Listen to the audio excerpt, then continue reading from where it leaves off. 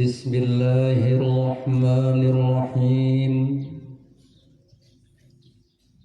Assalamualaikum warahmatullahi wabarakatuh. Alhamdulillahilladzi hadana lihada wa ma kunna linahtadiya laula an hadana Allah. Allahumma salli ala sayyidina Muhammadin tibbil qulubi wa dawaiha wa afiyatil abdani wa shifaiha wa nuril absari wa diyaiha wa ala alihi wa sahbihi wa sallim. Amma ba'du. Bapak Kanwil Agama, Bapak Kasih, Pak Kabid yang saya hormati, Bapak dari Bank Indonesia atau BI yang saya hormati pula, seluruh pengurus yayasan, pemuka agama, pemuka masyarakat, para santri dan santriwati, rahimakumullah wa hafizakumullah. Alhamdulillah wa syukrulillah bila nihayah. Puji dan syukur kita panjatkan kepada Allah Subhanahu wa ta'ala yang telah memberikan kesehatan dan kesempatan, taufik hidayah beserta dengan inayahnya, sehingga pada sore hari al-mubarak atau yang penuh barakah ini kita sempat hadir di tempat ini dalam rangka kita bersama-sama untuk berdoa menyambut kedatangan atau kehadiran bulan Asyura 10 Muharram. Mudah-mudahan dengan kehadiran kita di tempat ini menyambut kehadiran bulan Asyura atau tanggal 10 Muharram, semoga kita mendapatkan ridha Allah. Amin ya rabbal alamin. Kedua kalinya tak lupa kita mengaturkan padang salawat dan salam atas baginda Kanjeng Nabi besar Muhammad sallallahu alaihi wasallam yang telah payah susah payah membanting tulang, memeras keringat menegakkan agama Allah sehingga sekarang ini Islam sudah menjadi jaya. Mudah-mudahan kita khusus yang hadir ini terus menerus kita untuk menegakkan agamanya Allah. Amin ya rabbal alamin. Hadirin senamian yang dimuliakan Allah Subhanahu wa ta'ala, hari ini adalah hari yang ke-10 dari bulan Muharram atau disebut dengan Asyura. Hari kemarin kita bersama-sama melaksanakan puasa Tasu'a atau hari ke-9. Sekarang kita bersama-sama lagi melaksanakan puasa hari Asyura atau tanggal 10. Hari Asyura adalah hari yang sangat bersejarah. Hari Asyura, hari yang penuh dengan hikmah. Hari Asyura, hari yang penuh dengan keutamaan dan kelebihan. Kenapa? Hari Asyura adalah hari diterimanya taubat Nabi Allah Adam alaihi salam. Hari diterimanya taubat Nabi Allah Adam alaihi salam yang sebelumnya Nabi Allah Adam berada di dalam surga bersama istrinya Siti Hawa. Maka datanglah iblis menggoda. Apa katanya iblis? Wahai Adam, wahai Hawa, coba kamu keluar saja dari surga ini. Itu ada pohon kayu yang namanya kayu khuldi. Coba kamu dekati, di sana aman, sejahtera, damai, santai.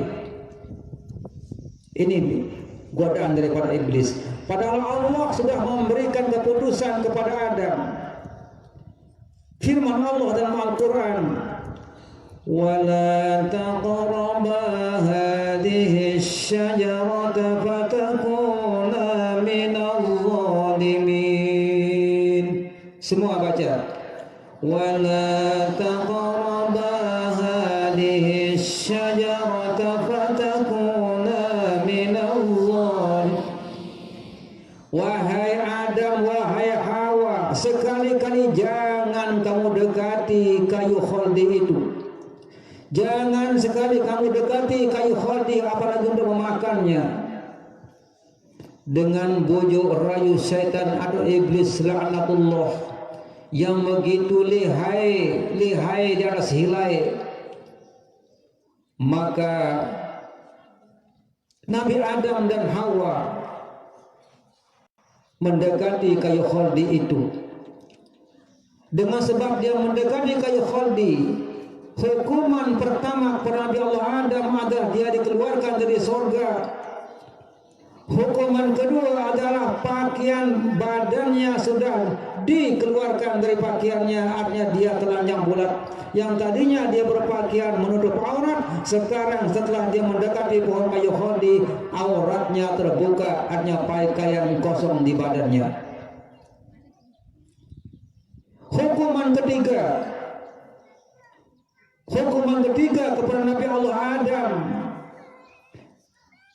yang mendekati kayu khaldi itu, yang tadi pertama dikeluarkan dari surga, yang kedua pakaiannya dikeluarkan bebas dalam hati telanjang bulat, dan yang ketiga dia diperintahkan oleh Allah untuk melaksanakan ibadah tawaf, padahal Ka'bah masih belum ada jasadnya.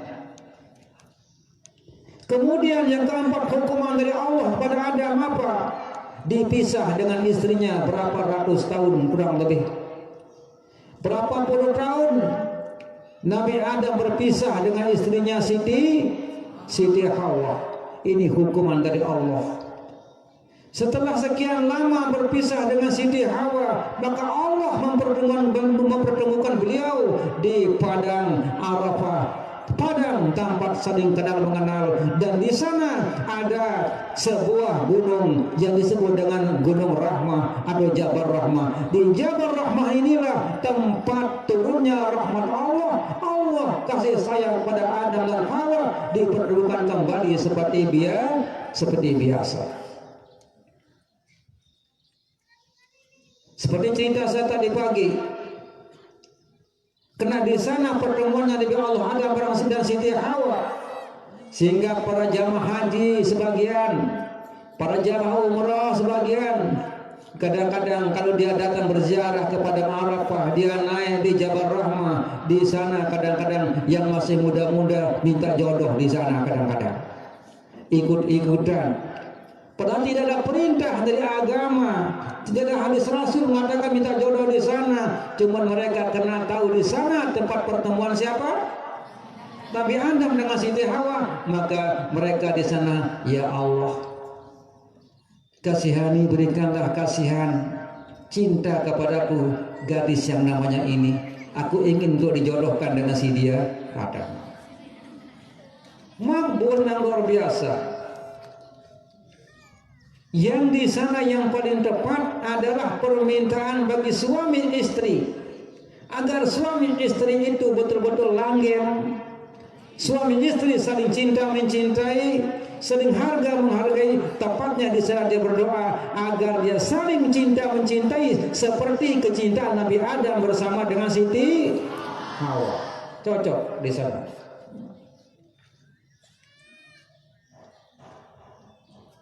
Ini hukum Nabi Adam.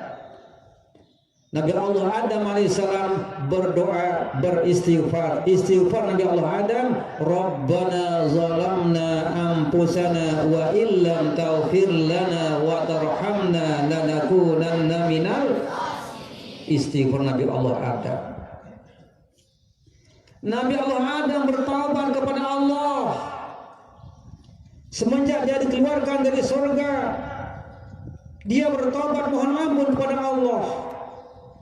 pertama membaca kalimat yang tadi, istighfar Nabi Adam. Yang kedua, dia dipisah dengan istrinya, disuruh melaksanakan ibadah tawaf, dan taubatnya tidak boleh di luar tanah haram, wajib taubatnya di sekitar tanah haram. Dan yang ketiga, yang keempat, Nabi Allah Adam itu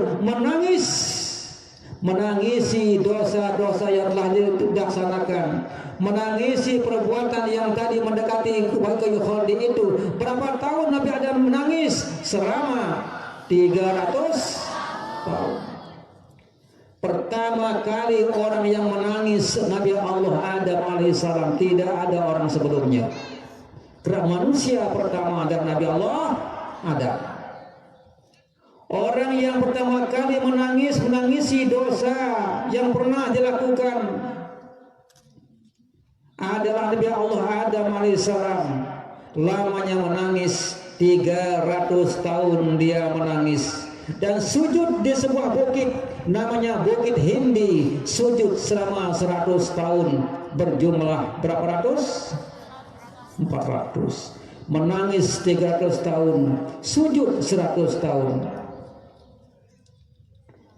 Tangisan Nabi Allah Adam yang sekian ratus tahun, yang 300 tahun itu, air mata Nabi Adam yang mengalir itu menjadi minuman burung merak. Burung yang minum itu adalah burung merak. Saat itu dijadikan Allah seekor burung merak. Kemudian air mata Nabi Adam itu, dengan sebab air mata Nabi Adam itu, maka tumbuh pohon kayu manis dan kayu cengkeh. Tapi kayu manis yang ada sekarang itu pertama kali hidupnya pada waktu Nabi Allah Adam menangis. Itu bekas air mata Nabi Adam. Tanahnya menjadi subur dan tumbuhlah kayu apa? Kayu manis dan kayu cengkeh. Makanya di sini ada tanaman cengkeh. Tanaman Nabi Allah Adam hidup pada Nabi Allah Adam. Itu di sebelah kiri ada cengkeh. Saya ini juga ini cengkeh. Saya teringat bagaimana dulu pada Maduman menangis Nabi Allah Adam. Saya kenang-kenangan ada cengkeh di samping kanan, di samping kiri juga banyak cengkeh. Itu tanaman yang hidup pada saat Nabi Allah Adam menangis. Hasil tangisannya itu adalah menumbuhkan apa? Kayu manis dan kayu cengkeh, dan air matanya tempat minumnya burung merak. Burung merak berkata, "Ya Allah, ya Tuhanku, selama hidupku aku tidak pernah tahu dan tidak ada air yang paling sedap, air yang paling manis, air yang paling hebat, sehebat air matanya Adam. Yang paling manis aku rasakan, yang paling sedap aku rasakan adalah air matanya Nabi Allah Adam, lebih manis dari air yang lain." Masya Allah, tabarakallah. Ini Allah Adam alaihissalam. Kemudian tentang tangisan, kena banyak nabi, termasuk Nabi Allah Yakub, Nabi Allah Daud, Nabi Allah Yakub, dan nabi-nabi yang lain tangisannya luar biasa. Jikalau dihimpunkan tangisan anak Adam atau manusia, semua manusia di dunia ini dihimpunkan air matanya. Kemudian tangisan Nabi Allah Daud tidak akan mungkin bisa sama. Tidak akan mungkin bisa sama. Tangisan anak Adam tidak sama dengan tangisan Nabi Allah Daud alaihissalam. Andai kata seluruh manusia di dunia dihimpunkan tangisannya, dihimpunkan air matanya, masih tidak sebanding dengan tangisan Nabi Allah Daud alaihissalam. Dan jika dihimpunkan tangisan Nabi Daud dan tangisan anak Adam, tidak akan mungkin sama dibandingkan dengan tangisan Nabi Allah Yakub. Pada saat putranya yang dapat yang beritanya dia dibunuh, ditenggelamkan di dalam sumur. Siapa namanya? Nabi Allah Yusuf. Dari sana mulai menangis sampai berapa puluh tahun tidak pernah kering air mata Nabi Allah Yakub, sampai Nabi Yakub tidak melihat atau jadi buta. Budanya bukan buta kena apa-apa, tetapi budanya karena saking air matanya tidak pernah putus turun. Air matanya tidak pernah berhenti menetes. Akhirnya klip atau kelap daripada matanya tertutup, tidak melihat Nabi Yakub saking lamanya menangis. Pada hari inilah, tanggal 10 Muharram inilah, hari Asyura inilah, dipertemukan Nabi Yakub berkumpul kembali dengan keluarganya, bertemu dengan Nabi Allah Yusuf.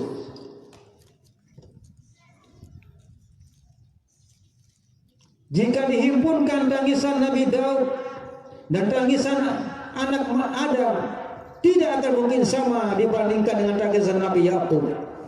Dan jikalau dihimpunkan tangisan Nabi Yakub dan Nabi Daud, tidak akan mungkin sama dibanding dengan tangisan Nabi Allah Adam alaihissalam.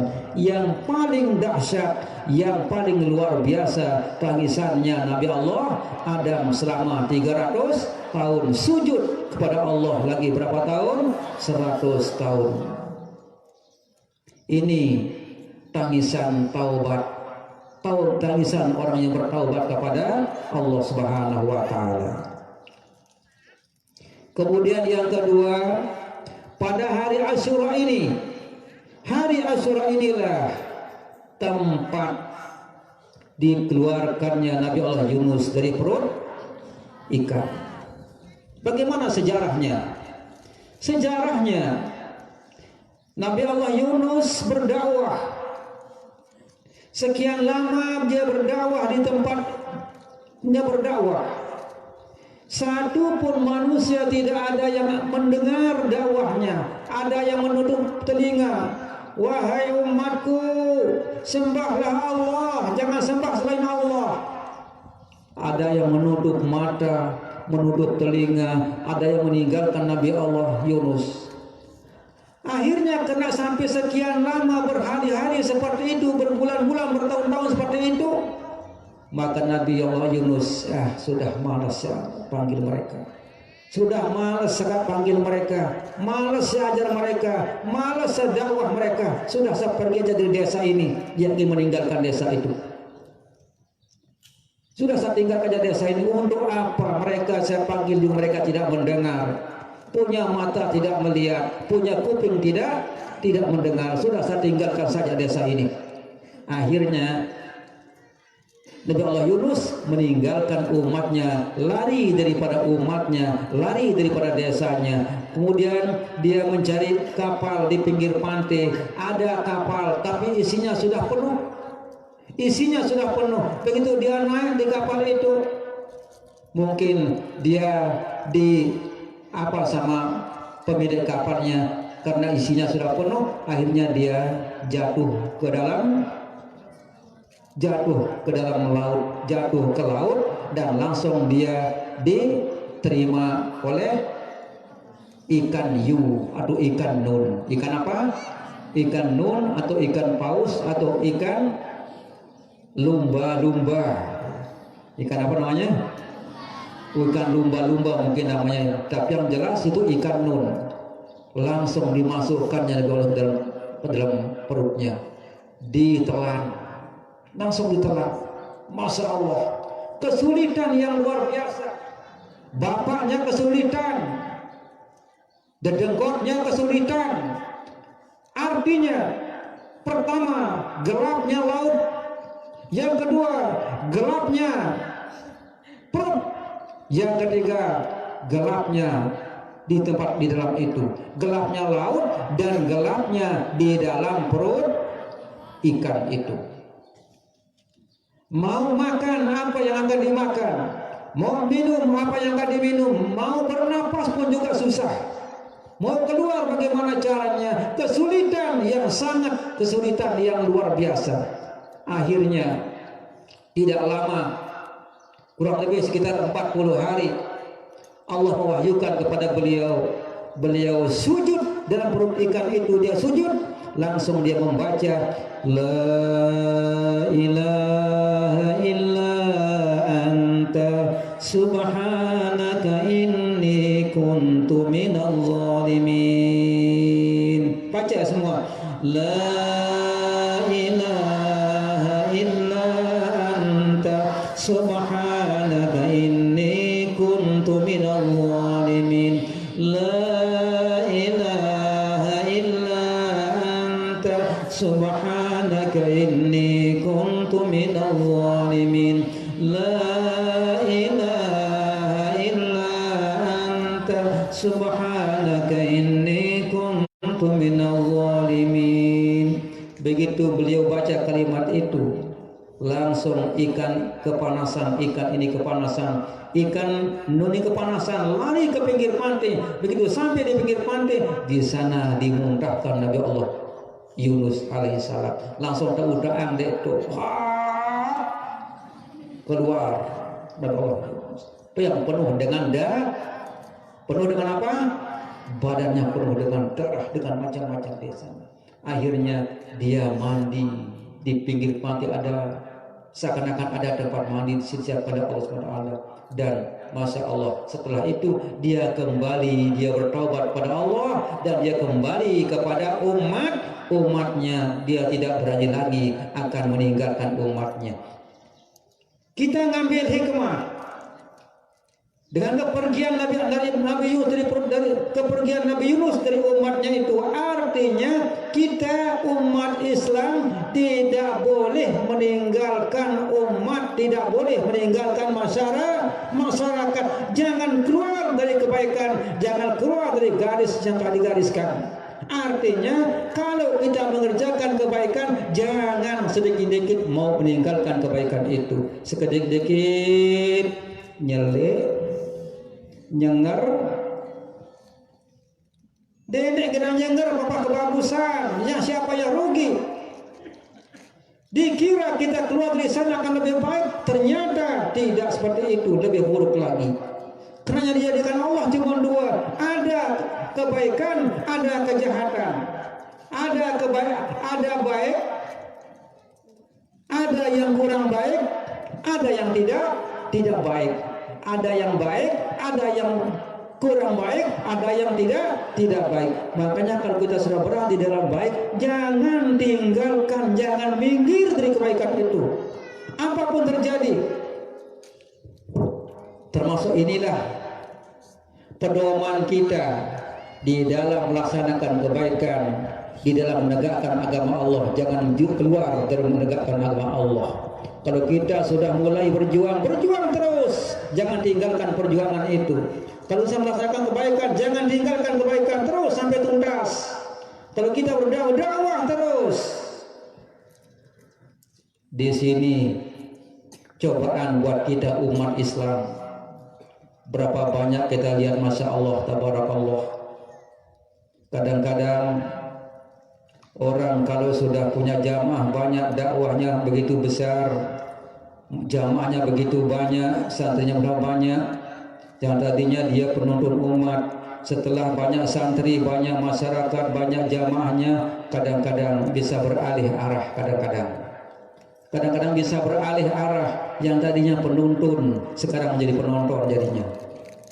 Yang tadinya penuntun umat sekarang jadi penonton umat. Artinya dia jarang lagi, kadang-kadang tidak balik lagi kepada umatnya, kepada masyarakatnya, demi kebaikan atau demi dunia yang dicarinya, demi dunia yang ditujunya.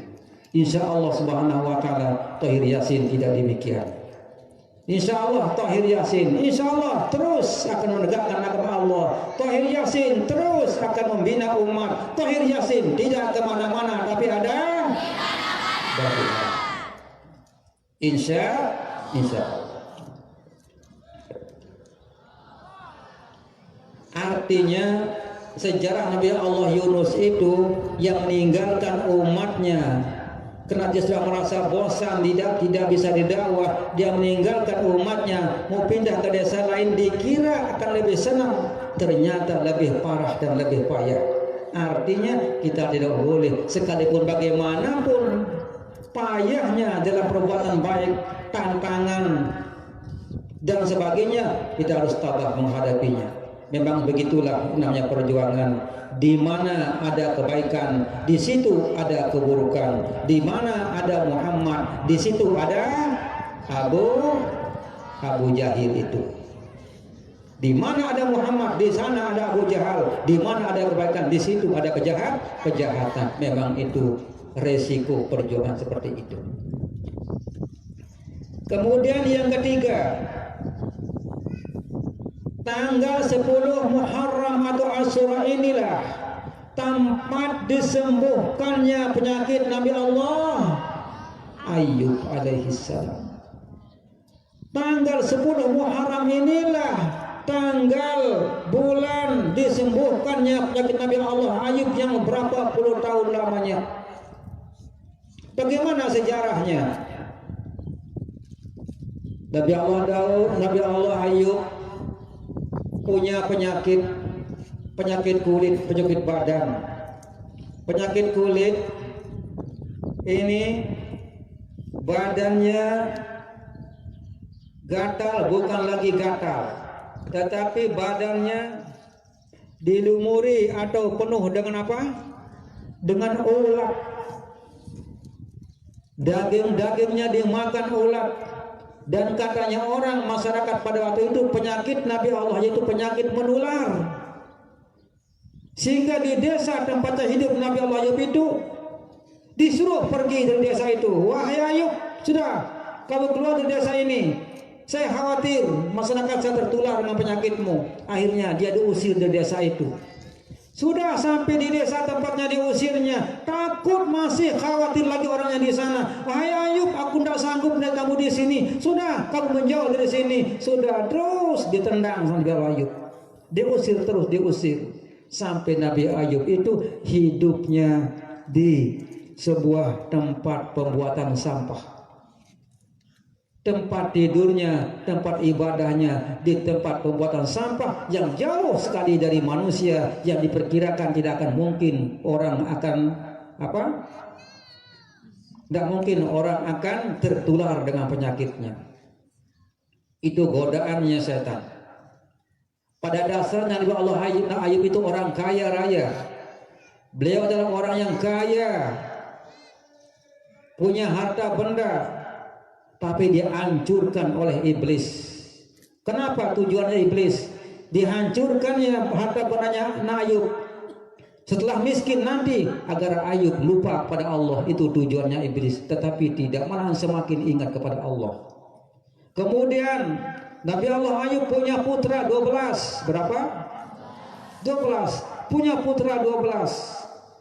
Sejumlah 12 itu diracuni oleh iblis. Sedang makan putra-putranya Nabi Ayub itu langsung diracun, mati semua. Sejumlah 12 putra itu mati. Akhirnya iblis mengatakan, Ayub, kamu mau sholat, sujud, itu lihat anak-anakmu mati sudah semua.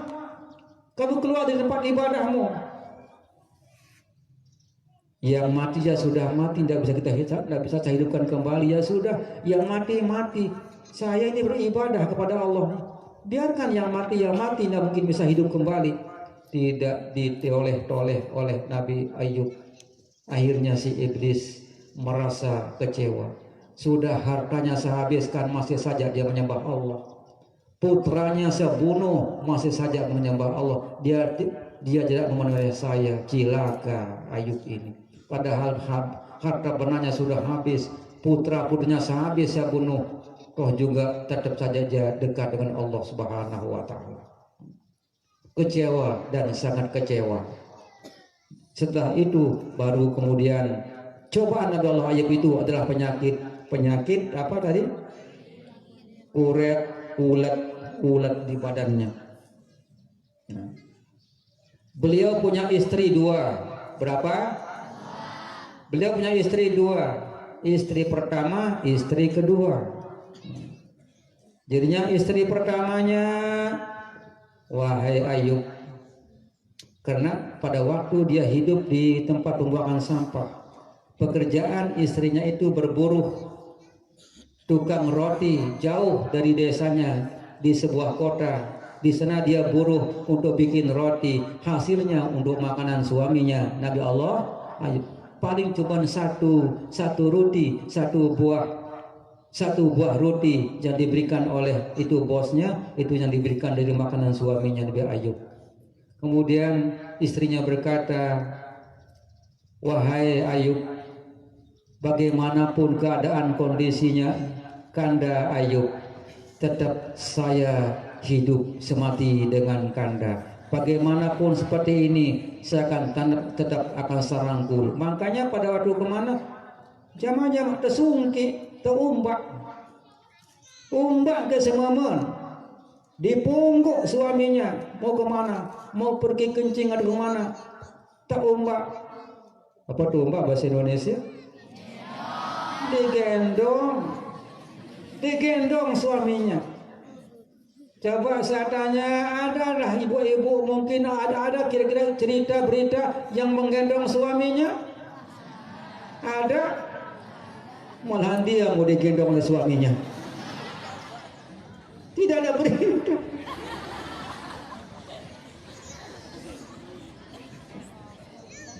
Begitulah artinya dia sehidup semati. Hidup semati artinya cinta tidak pernah putus dengan kondisi apapun. Itu. Ada istrinya yang satu, yang tadi itu istri yang paling tua namanya Siti Rahma. Siapa namanya? Siti Rahma namanya.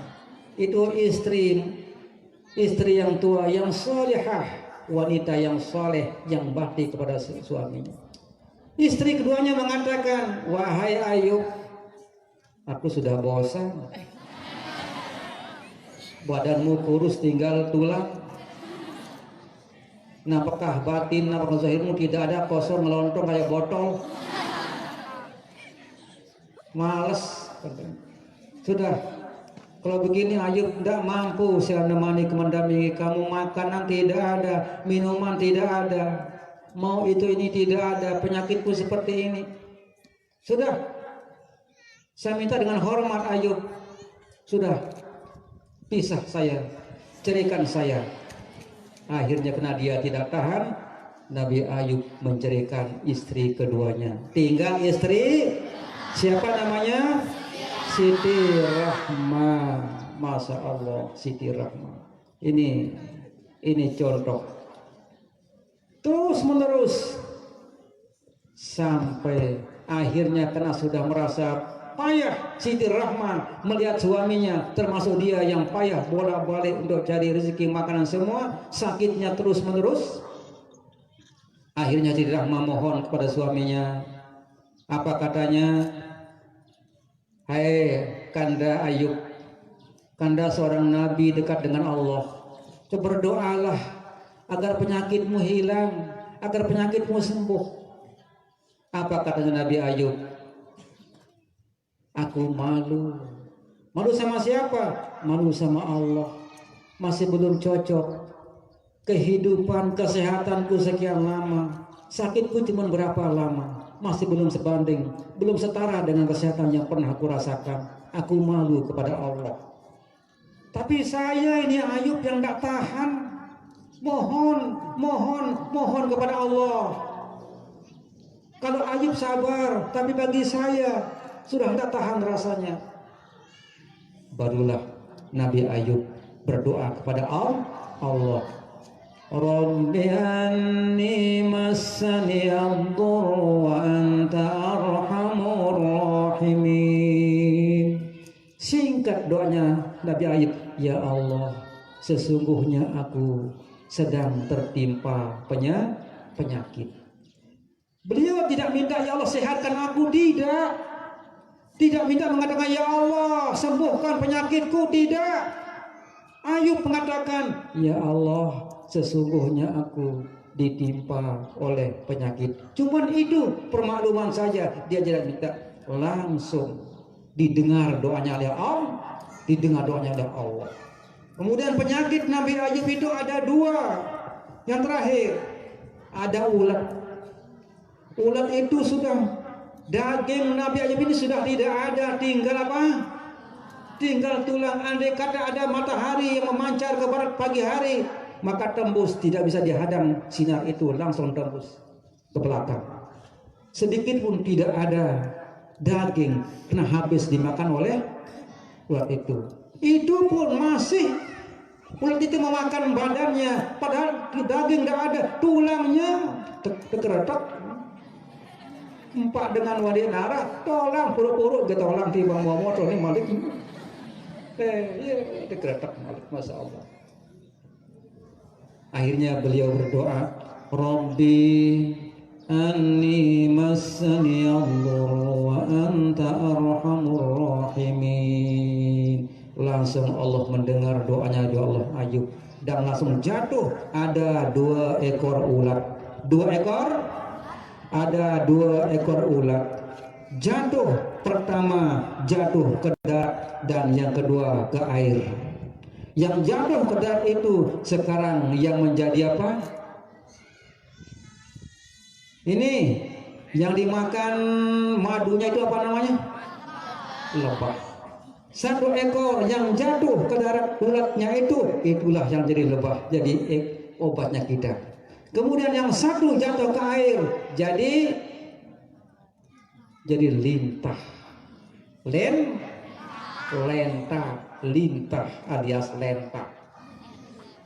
Jadinya 1 yang jatuh, yang tinggal di darat itu jadi apa tadi? Apa? Lebah. Kemudian yang 1 lagi jatuh ke air jadi lintah. Itu penyakitnya Nabi Allah Ayub. 1 jadi obat, yang termasuk tadi itu obat yang luar biasa. Itulah sejarah daripada Nabi Allah Ayub alaihissalam. Kemudian setelah itu ini badan sehat. Kemudian Allah mengganti putranya yang 12 mati dibunuh oleh iblis itu, diganti oleh Allah lagi putra 12. Satu riwayat mengatakan Allah pertama badannya Nabi Ayub ini diganti oleh Allah, yang tadinya kurus sekarang ganteng luar biasa. Ganteng luar biasa, seperti umuran anak muda umur 30 tahun. Para orang tua ini kulit-kulitnya sudah diganti, semua diganti, daging baru suasananya, daging baru kayak anak muda usia berapa? 30 tahun. Ganteng luar biasa. Anaknya, makanya istrinya diberikan perasaan yang bagus. Jadinya dalam keluarganya gayanya gaya anak muda. Sampai bisa menghasilkan anak berapa? Kalau setua kan tidak mungkin. Tapi Allah memberikan dia gagah, perkasa, tenaga yang luar biasa. Sampai bisa menghasilkan anak berapa? 12 lagi. Masya Allah, luar biasa. Ini gagah luar biasa. Apa kata istrinya yang tidak dicarikan itu? Nyesel saya. Sekiranya tidak begini badannya Ayub ganteng sekarang ini. Andai kata 1 akan begini jadinya badannya Ayub, tidak mau saya tinggalkan Ayub, harus saya dampingi terus. Begitu katanya, karena melihat putranya dikembalikan oleh Allah, artinya diganti oleh Allah. Badan yang tadi tinggal tulang langsung diganti dengan daging baru, kayak anak muda yang usia berapa? Tidak ada orang tahu siapa ini, tidak ada. Kalau orang tidak pernah lihat, dia percaya bahwa ini adalah Ayub, tidak percaya, karena muda luar biasa. Masya Allah, inilah balasan. Artinya yang namanya perjuangan betul-betul harus berakit-rakit ke hulu, berenang-renang ke tepian. Biar sakit dahulu, yang penting senang kemudian. Biar payah kita sekarang, namanya perjuangan, biar payah. Insya Allah, ulama orang Arab mengatakan lakin awaqibahu ahla minal asal, akan tetapi akibatnya nanti lebih manis daripada perjuangan pahitnya lebih pahit daripada empedu, tapi nanti hasilnya akibatnya lebih manis daripada madu. Tahir Yasin sudah meraih juara satu di Indonesia Timur. Allahu Akbar.